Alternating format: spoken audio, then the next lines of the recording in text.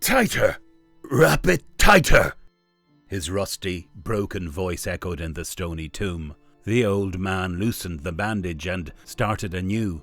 With great precision and skill, he wrapped the long, brown bandage around the withering, blackened arm again. This time he made sure that it was tighter. Perfect. Now prepare my ointments. The old man hurried to the rack where he kept all the ointments. My skin burns! Hurry! Swiftly, he opened one of the bottles and spread the ointment on the mummified man's hands and face. More ointment! He coughed. It still burns! The old man continued the treatment until the mummified was satisfied. Now, bring me my cape and my staff. We have work to do. Where are we going, Master? Is it dangerous? Maybe I should stay here and prepare for your return. A hoarse, coughing laughter emerged from the mummified's dry mouth. You are coming with me, old man? The magic cape brought them on natural speed through the rocky terrain. The mummified led them to a plateau on the mountain. This is the place. The secret cave. It contains a magic treasure that I need. He pointed to a dark crack in the mountain. You go first, old man. But the mummified gave him a hard push. It's dark, master. I can't see. The old man's scream was short and desperate. The mummified uttered a short incantation that lit a purple light in the eyes of the skull on his staff. Then he stepped carefully into the cave. Old man? But there was no answer. The light from the staff revealed the dead body of the old man deep down in a pit filled with spikes. The mummified coughed in disdain and aggravation. Then he leapt over the pit and journeyed further into the cave. But it was all in vain. Someone had been there before him.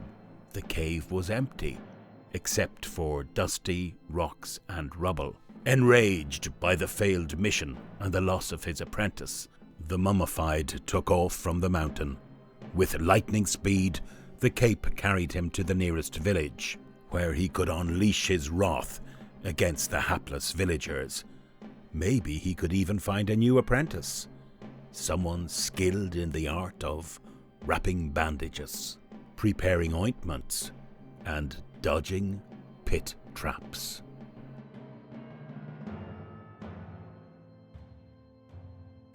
This is the strategy tip for Mummified. Mummified is a very robust necromancer choice. He has 2 special abilities. Bone items cost no resources, and whenever Mummified dies, take 1 scroll. Also, Mummified has a power 2 attack, which makes the Mummified a decent fighter. If I have Mummified in hand, I oftentimes choose to go into the workshop and check the top 3 cards of the workshop deck and see if there's any bone items. If there are, I'll take them. Then later I'll become the Mummified and I can play them for free. This is basically getting a free turn. So that's great.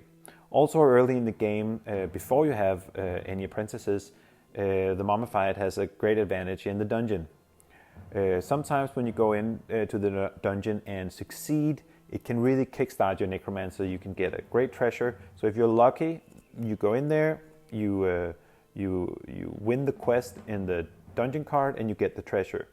Or you lose and you might die. And if you die, well then the Mummified's second special ability, which is that he gets 1 scroll, comes into play and you get that extra scroll. So again, you kind of have a fail-safe and you don't lose an action. So this makes the Mummified very robust. Also, this easy access to bone items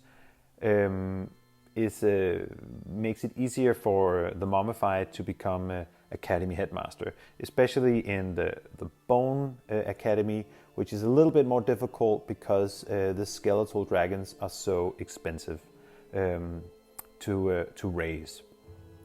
Finally, in Dawn and Demons expansion for Rise of the Necromancers, that access to scrolls that Mummified has is also an advantage. It is always important to have access to the resource that it takes for you to summon the demon, in this case the Demon of Bone.